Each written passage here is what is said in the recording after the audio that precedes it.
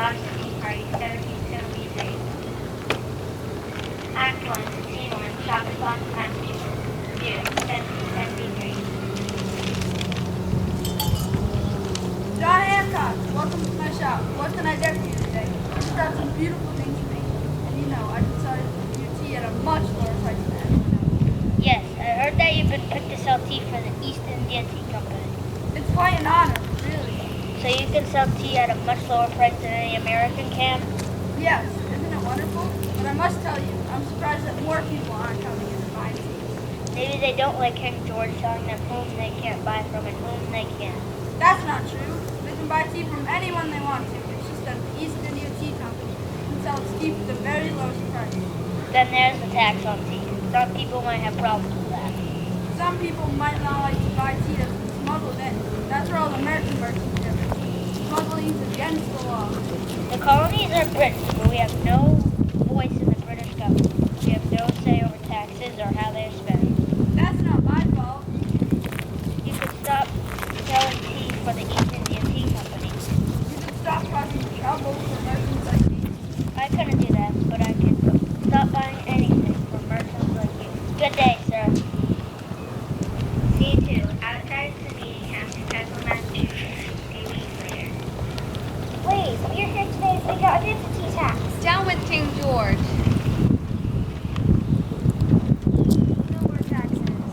Please, before you speak out, we need to do something. Burn the tea! Did everyone bring their British tea? Yes. Jumping on the steps of the meeting house. So King George how we feel about his taxes. As the purchasers for their tea, the British captains will return and set the tea on fire.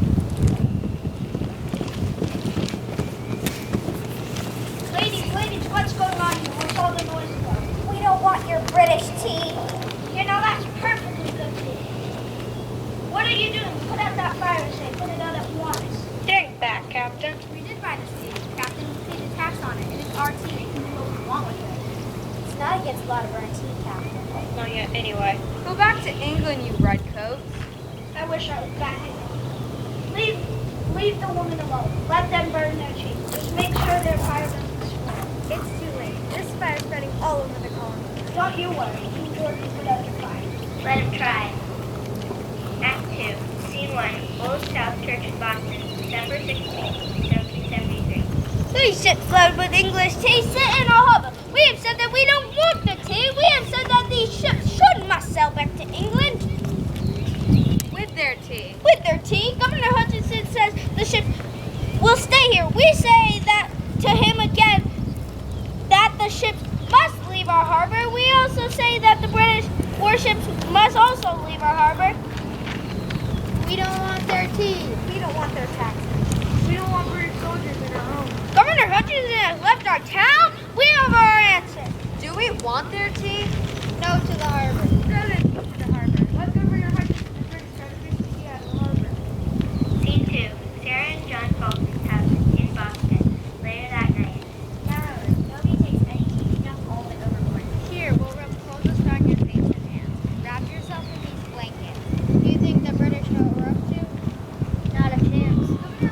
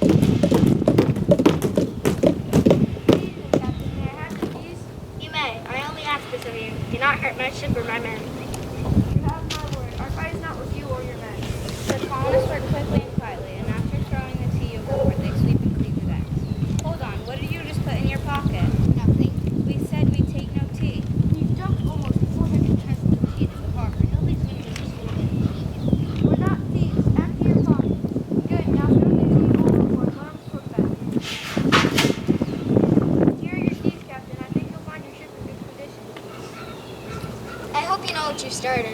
We didn't start it. King George did. But we will end it. Good night, Captain. Scene 2, Boston test, dated that night. Thank goodness the British warships didn't fire on you. You're sure no one was hurt? A couple of men had to swim back, but wasn't that something to see? All the tea floating in the harbor? I've never heard Boston so quiet. It won't be quiet for long. No, King George and Governor Hutchinson will have a lot to say when they hear about Boston going to Tea Party. The end. End. The British are coming. Holiday rise. 1770. Act 1. The Revere House in Boston. April 1st, 1770. I know what your father does. Everybody in Boston knows what he does. He's a silversmith. He makes beautiful things out of silver. He's a spy. What? He spies on British soldiers and then tells Sam Adams and the Sons of Liberty what the soldiers are doing. Sam Adams is my father's friend. They talk about all kinds of things. Well, my father says your father wrote to New York and Philadelphia to tell everyone about the Boston Tea Party. The Boston Tea Party wasn't a secret. You could tell anybody about it if you wanted to. Well, my father says your father rides around the colonies and spreads trouble. My father's a loyalist. He's loyal to King George and to England. He says men like Sam Adams, John Hancock, and your father are wrong against the king. My father says the king should understand who and what he rules. King George has never visited America. He doesn't understand our problems here. Are you kidding? So you think it's okay if your father talks against me and England? He's not talking against the king in England. He wants the king to listen to what the colonists have to say. Well, my father's men like your father are gonna get us all in trouble. Maybe we shouldn't be friends anymore. Maybe we shouldn't. Scene 1.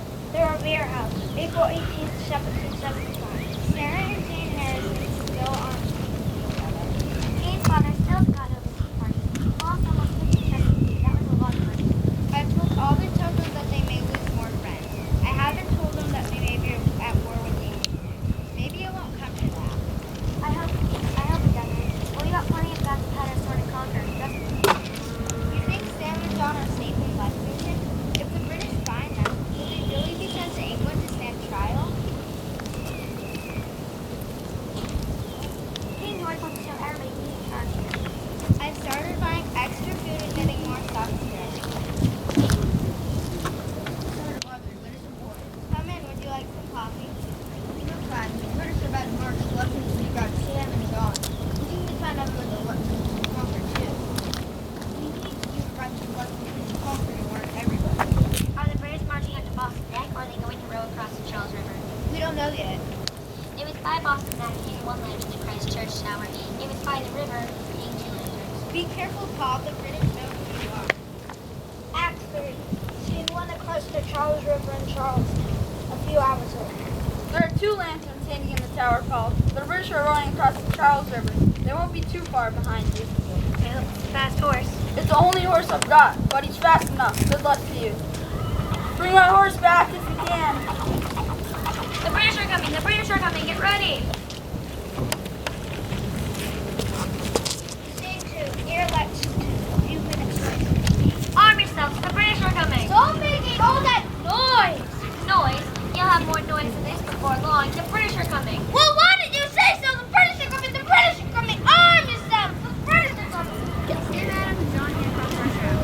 So they're coming at last? Yes, they're coming for you and John. We've got to get out of here. Fast. Don't worry. We're ready to go. What about you? The British will be after you too?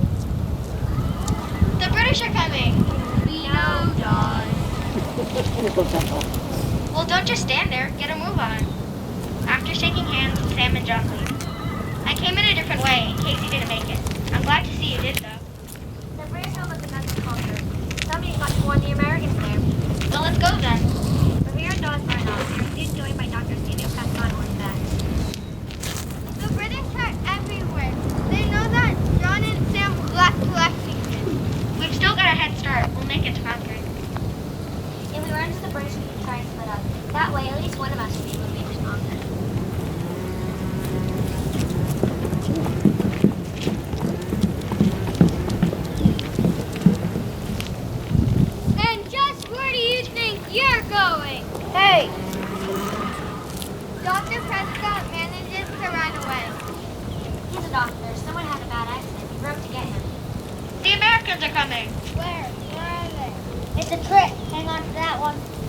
He's not going anywhere. Not on this horse anyway. I need a new horse, and it looks like I got one. Take him back to Lexington. Let's find out what he knows. Scene 3. Lexington. A few minutes later. You know who this is? Colonial, that's it. It's a little late to be delivering a silver teapot, isn't it, Lucille? I couldn't sleep. I thought I'd take a little ride. You thought you'd take a little ride to one of your pals, Sam Adams and John Hancock, that were after them? But I heard they were in Philadelphia. You know you're a express rider for the night. Sure you can carry messages to your Philadelphia. What can I say? I like to travel.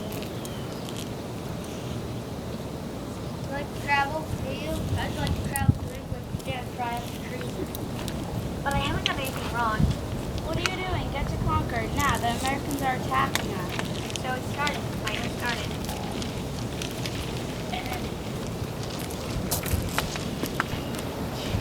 Betsy Ross, nearest ship with mission. Act 1.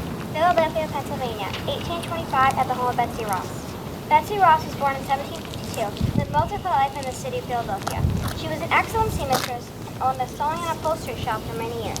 Betsy mostly is remembered for the sewing of our nation's first flag. It is a story that Betsy herself liked to tell her children and grandchildren.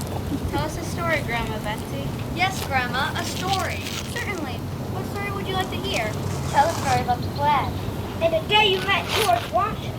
Ah, yes. That was an extraordinary day. An extraordinary time. Really. It was a time when our country was nearly born in, fighting to survive. When was that, Grandma? Well, let's see. It was almost 50 years ago, in 1776. I was 24 years old then. My husband John had recently died in an accident. You must have been really sad, Grandma. Oh, I was terribly sad. And you had to run your sewing shop all by yourself, didn't you? That's right, darling. I was trying very hard to keep my business open, but work was slow. The war against England was being fought. You know, I was worried that I might have to close the shop until one day, that spring, when my uncle, Congressman Lord Ross, came to my shop. Act 2. May 1776. Inside Betsy's sewing shop in Philadelphia. These shirt ruffles are tricky to make.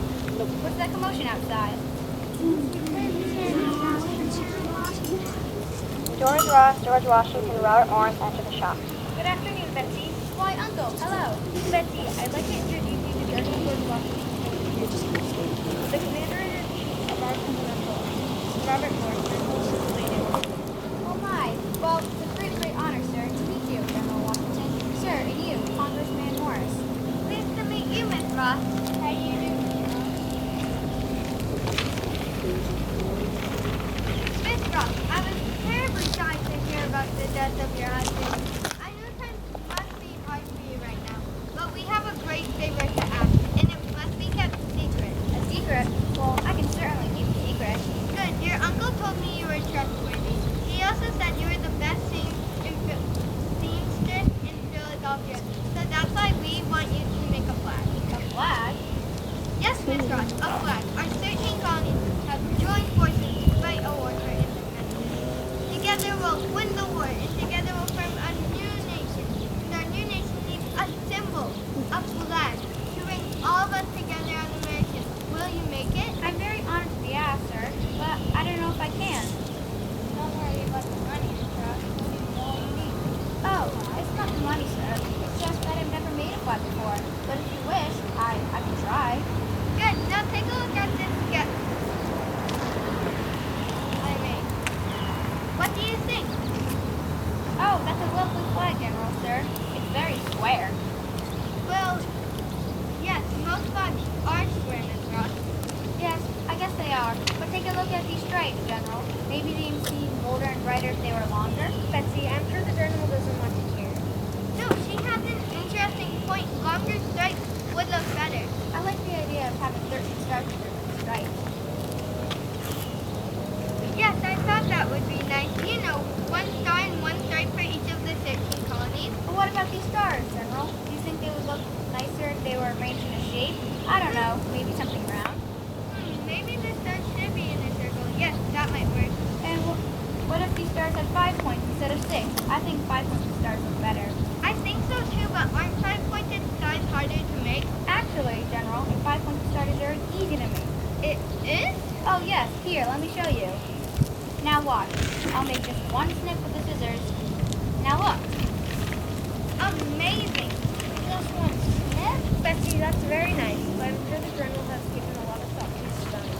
Well, actually, I've been very busy lately, and your niece has made some good suggestions. Let me see if I can make a new sketch using her idea. What do you think? Perfect. Then this will be the flag you'll make. I'll get started right away. Excellent. I must say, it's been a real pleasure meeting you, Miss Ross. Your suggestions were a great inspiration. Thank you. Why, thank you, sir. Bye. Immediately after the men left her shop, Betsy started working on the flag. She bought the materials she needed and even borrowed a flag to study how it was made. And in a very short while, the flag was completed and approved.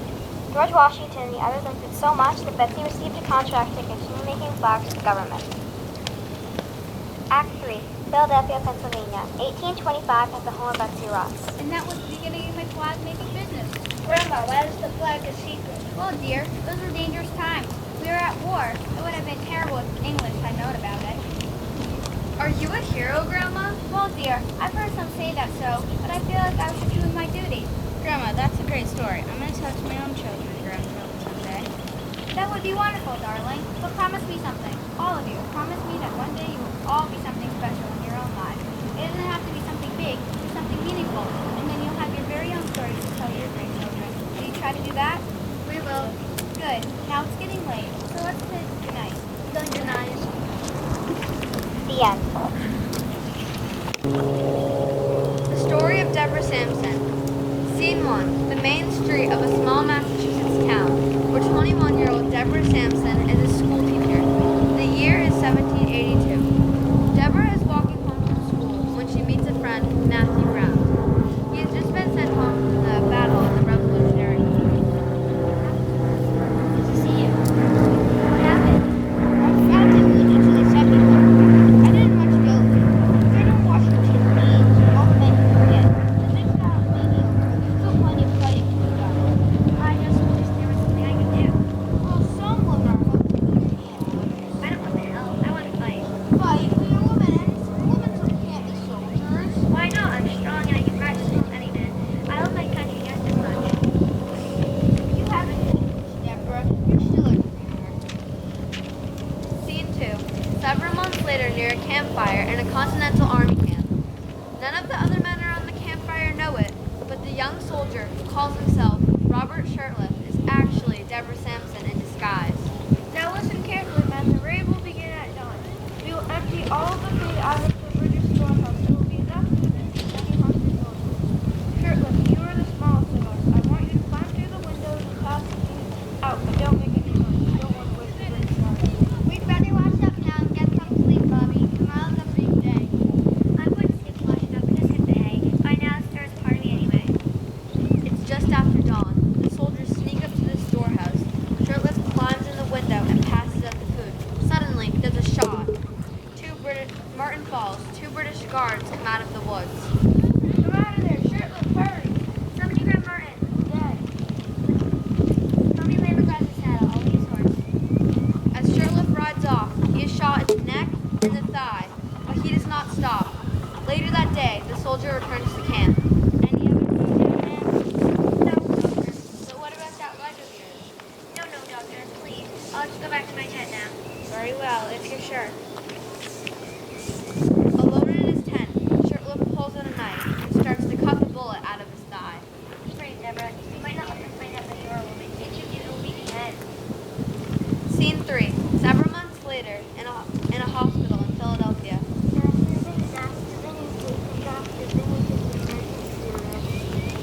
Shirtliff is now an aide to General Patterson. On a trip to Philadelphia, Shirtliff has fallen sick with a fever. While he is in the hospital, he is examined by Dr. Binney. Why, this soldier's a woman. Quickly, put this patient in a tent by himself. He is very, very sick. Dr. Binney does not tell anyone about his discovery, not even Deborah. When she is feeling better, he takes her to his home and introduces her as the brave soldier, Robert Shirtliff. Scene 4, October, 1783 in Philadelphia. The goodbye to Dr. Benny. Gives him a letter for General Patterson. Take care, Bobby, and remember, be true to yourself just as you have been true to the cause of freedom. I will bring you, Dr. Benny. Goodbye. Shirley delivers the letter to General Patterson. The letter tells him that Shirley is really a woman. Is this true? What will happen to me if I say yes? Don't worry, Bobby, or whoever you are. You have served your country well. I only have thanks for you. Then yes, it is true. I am a woman. My name is Deborah Sampson. Before she returns home, Deborah is given an excellent record of service. The following year, she marries and starts a family. She also travels around the world telling her story. In 1827, Deborah Sampson dies, the only woman to have served as a soldier in the Revolutionary War. The end. The Yankees versus Redcoats, a baseball fantasy. Ladies and gentlemen, welcome to the Continental Ballpark, here in the heart of downtown North America.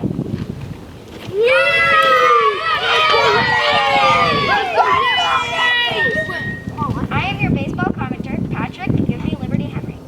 It's the bottom of the ninth, folks, with the Redcoats leading the Yankees 2-0, and the entire world is looking on as two teams battle it out for the pennant and victory of the Colonial Series. On the field are the mighty Redcoats, recent victors in the French and Indian Series. Hip, hip, hooray, hip, hip, and all that sort of thing. At bat are the Yankees, the underdog minor league team.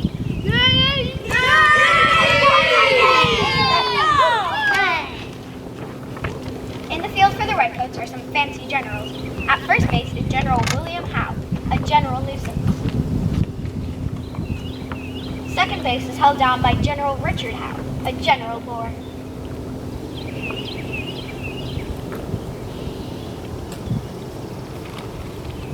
And on the mound, we have General Thomas Gage, a general disaster. At third is General John Burgoyne, generally busy with the ladies. Catching for the Redcoats is Lord North. You might say that without him, we might not be having today's game. Warming up in the bullpen is General Cornwallis, generally late for everything but his meals. I say, boys, let's have a go at it, shall we? You don't tell him to play ball, I tell him to play ball. Play ball! That was the umpire for today's game, Judge Willie Mathers, great-great-nephew of Cotton Mathers, and one of the meanest Mathers.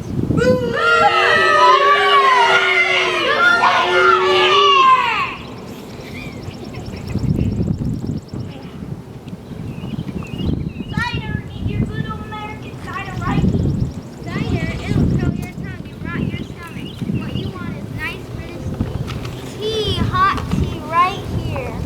Tea, and do the same tea. He's selling tea, folks. What's that I doing?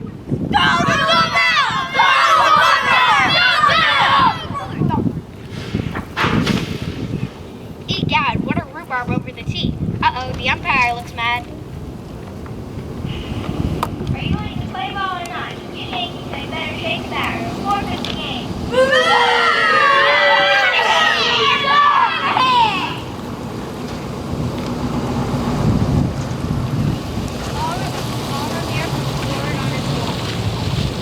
Here we go, folks. Paul Revere steps up to bat. Good old Paul, always horsing around. Revere dismounts and picks up bat and bangs it on plate.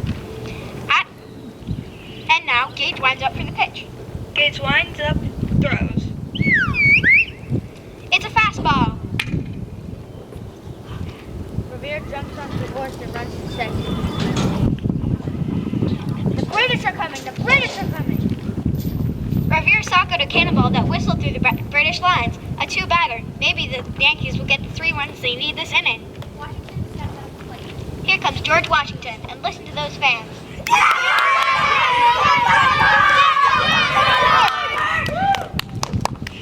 Washington came out of the Bush Leagues of Virginia just a few seasons ago, and he's already first in hitting, first in pitching, and first on the heart of the Yankee fans. Gage begins his pitch. Gage is winding up. He throws.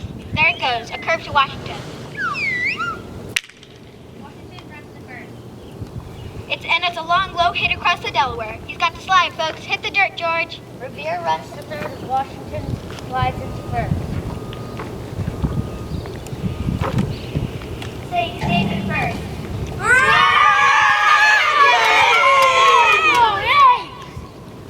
I'm Nathaniel Green. I will win you guys this game. 2 men on, and Green is at bat, a newcomer with a lot of self-confidence. But can he deliver those all-important runs? We'll soon see, folks. Gage is winding up like a windmill. Gage swings arm around and around, throws. There goes the pitch. Green swings widely and misses. Strike one. Gage winds up again and throws quickly. Green swings widely. Strike two.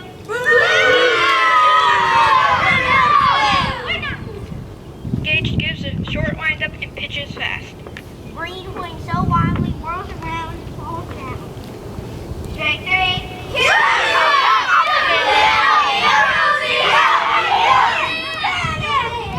King unsees sword from belt and knights him. I dub these shutouts. One out for the Yankees. Now is the time for all good men to come to the aid of their team. Speaking of good men, here comes Nathan Hale, well known for his sacrifice tactics. Let's see what he does, folks. Gage winds up, throws. Washington runs to second. Gage catches bunt, throws to William Howe, who tags Hale. I regret that I have but one out to give for my team. Amen. 2 away for the Yankees. They need a miracle. Coming up to bat is Benedict Arnold. You all remember the fine batting he did at Saratoga. Can he pull the Yankees through today? Let's go, Arnold! You gotta win us this game!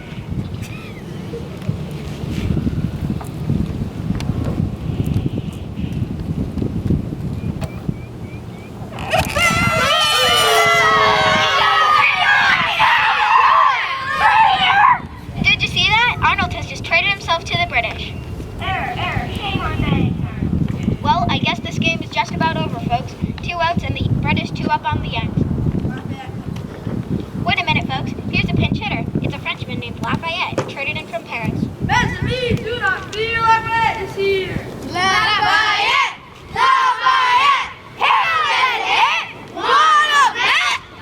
The new player is a big favorite with the fans, but can he drive home that all-important line? King waves Gage out. Gage crestfallen, leaves mound.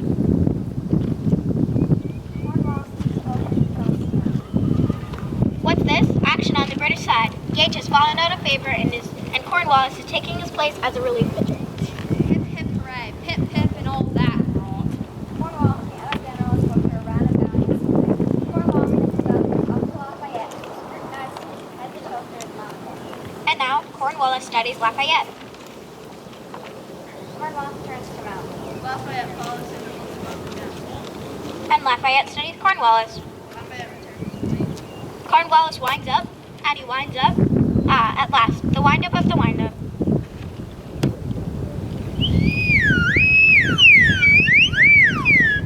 It's Cornwallis' triple derby spit curvy bounce ball. Nobody in the world has ever hit one before.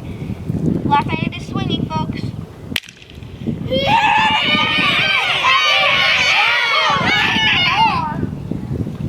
There goes the ball, sailing over Virginia, over the entire Atlantic Ocean, and right into the lap of His Royal Highness King George III. King falls over backwards with his throne and scrambles up furious. Revere, Washington, and Lafayette run around the bases, coming home across home plate and are congratulated by supporting fans.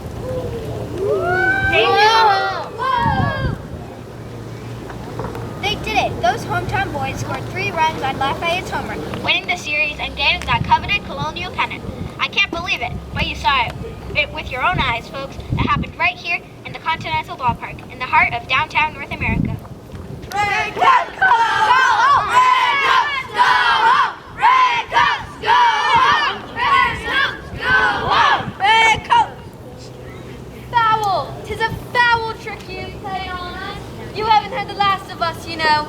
We'll be getting all innings. Just wait till the next series. series. Just wait to the next series of 1812. The end.